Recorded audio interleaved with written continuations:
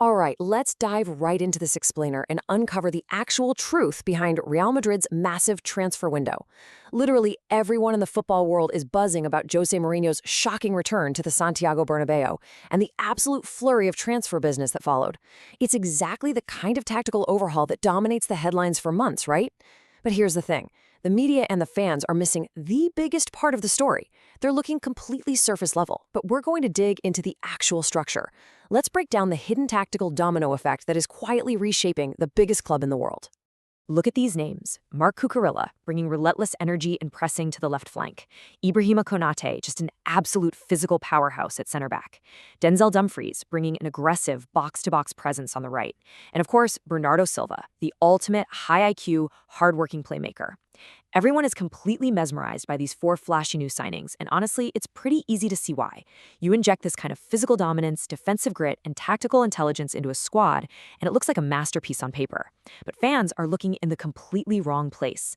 They're so busy celebrating the shiny new names on the back of the shirts that they are totally blind to the earthquake happening right underneath them. And that brings us to a quote that brilliantly illustrates our main focus today. Nobody is asking what these signings actually did to the players already inside that dressing room. It's wild, but this is the golden rule of football tactics that gets ignored every single transfer window. When a manager like Mourinho drops four elite, tactically specific players into a squad, he isn't just adding depth. He's triggering a massive, unavoidable chain reaction. We aren't talking about a simple rotation shift here. We are talking about the very tactical DNA of Real Madrid being entirely rewritten. Part 1. One career ends overnight. Let's look at the casualties of this overhaul. Think about it. When you bring in aggressive, specialized wingbacks like Dumfries and Cucurella, and a highly structured, no-nonsense defender like Konate, the tactical math on the pitch completely changes. And in Mourinho's rigid system, if the math changes, someone inevitably gets subtracted. The arrival of this new talent means an immediate casualty. Literally, one career just ended overnight, and that is not an exaggeration. Mourinho doesn't do gentle transitions, and he definitely doesn't hand out sentimental playing time. He identifies exactly what he needs to build his impenetrable defensive structure. If a current player doesn't fit that highly rigid, demanding mold, like a luxury player who won't track back or a defender who lacks that intense physical presence, they're instantly cut out of the tactical blueprint. So the huge question is, who pays the ultimate tactical price?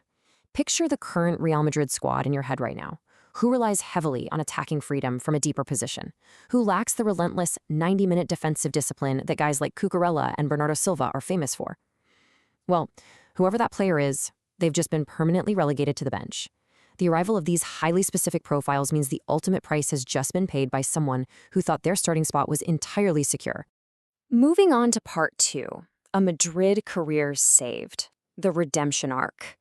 The thing about Mourinho's system is that it doesn't just take away, it gives too. For every player who suddenly finds themselves pushed out, there's another who finds the entire new system perfectly tailored to hide their weaknesses and highlight their absolute best traits. Someone the entire fan base thought was completely finished has suddenly been handed a massive tactical lifeline. You know, football fans are incredibly quick to write a player off as a flop or say they're past their prime. But often, a player looks bad simply because the previous tactical setup exposed them. By flanking the defense with tireless workers and anchoring the midfield with a tactical genius like Bernardo Silva, Mourinho has basically built a protective shell. So we really have to figure out who perfectly fits this new tactical mold well enough to survive the chopping block. Think about a player who was seriously struggling under the weight of carrying the midfield transition single-handedly, or a defender who was constantly left completely out to dry by overlapping fullbacks. Suddenly, with Konate beside them or Dumfries covering the flank, the pressure is entirely off. They survived this overhaul not because they suddenly got faster or stronger over the summer, but because the new guys are now doing the dirty work that allows them to thrive. Part 3, the true beneficiary revealed. We're talking about the surprise MVP. We've talked about the casualties, and we've talked about the redemptions, but who is the absolute biggest winner in this massive squad reshuffle? You'd naturally expect the biggest global superstars to reap all the rewards, right? Kylian Mbappe, Vinicius Jr., Jude Bellingham, the Galacticos. The natural assumption is that with a fortified defense and a workhorse midfield behind them, these attackers will just go out, score more goals, and grab all the glory. But tactically speaking, they are not the true beneficiaries here. They already had freedom. They already operated with a license to thrill. That's right, the player who benefits most is absolutely not Mbappe, not Vinicius, not Bellingham. the true tactical beneficiary isn't a Galactico at all. It's the unsung hero. It's the structural pivot player. It's that defensive midfielder or the deep-lying distributor who previously had to cover 50 yards of open space every single time Madrid lost the ball. Now, with Cucurella pinching in, Dumfries tracking back, and Silva pressing from the front, this unsung hero suddenly has passing options everywhere and absolute structural security. They're the MVP of this new setup because Mourinho's system is entirely designed to make their job practically flawless. Finally, part 4. Mourinho's final missing piece, the unfinished business. If we map out the tactical board right now, the defense and midfield enforcers profile is addressed perfectly. You've got physical superiority, you've got width, and you have your pressing triggers dialed in. But there is still a glaring gap, the unresolved position. There is one missing piece to this puzzle that is keeping this team from being the ultimate, finished Mourinho machine.